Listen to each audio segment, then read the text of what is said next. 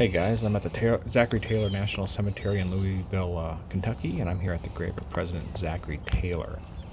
Zachary Taylor, he was the 12th United States President. He was a United States Army Major General before that, and he was elected as the 12th President in March 1849 until he died July 1950. Excuse me. He was born to a pretty prominent planter family, November 24th, 1784, and his father rose to lieutenant colonel in the Army during the American Revolution, and eventually they moved west. In May 1808, he joined the United States Army as a first lieutenant, and he had tremendous success as a professional soldier, and he eventually rose to the rank as Major General. In 1847, he returned to Louisiana and received a huge welcome, and he eventually in 1848 received the nomination for president as a member of the Whig Party and selected Millard Fillmore as his vice president. He defeated Lewis Cass, the Democrat, and Martin Van Buren, the Free Soil candidate. And here we are coming up to his tomb, him and his wife's tomb. This is not their original burial site. We'll see that in a minute. Very nice tomb. We'll come up here and see if we can see what we can see inside. And you can see the two tombs within the tomb, I guess. President and First Lady. And the First Lady was, her name was Margaret Taylor. So let's walk around here. So he, like I said, he was elected president and in 1848.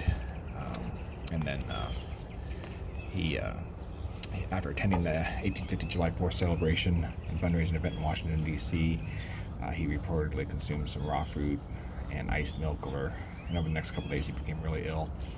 And here is his original tomb when he was buried. This is actually the old family land here. So he was only entombed here for a little while before they were moved to the permanent mausoleum that we saw earlier. So anyways, on July 4th, 1850, he ate some cherries, possibly iced milk, and he became pretty ill and some sort of digestive ailment. And he died July 9th, 1850, the second president to die in office, and he was only 65.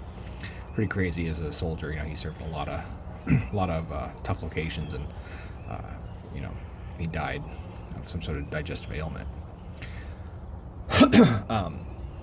So in 1926, his remains were moved to that final mausoleum that the second one we just saw.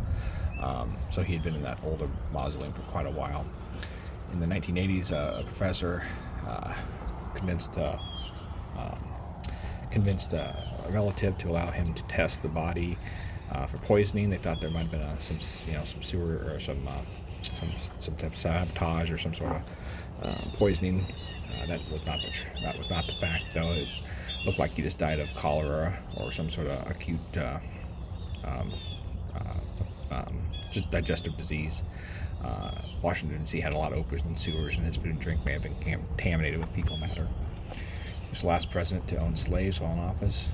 His youngest son became a Confederate general during the Civil War, and his second child, Sarah Knox, became the future First Lady to President Jefferson Davis in 1835.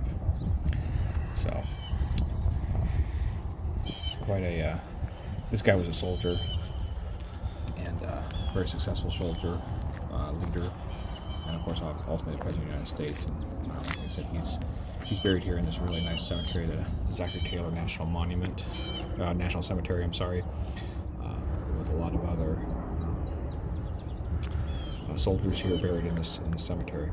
There you go, 12th President of the United States, Zachary Taylor.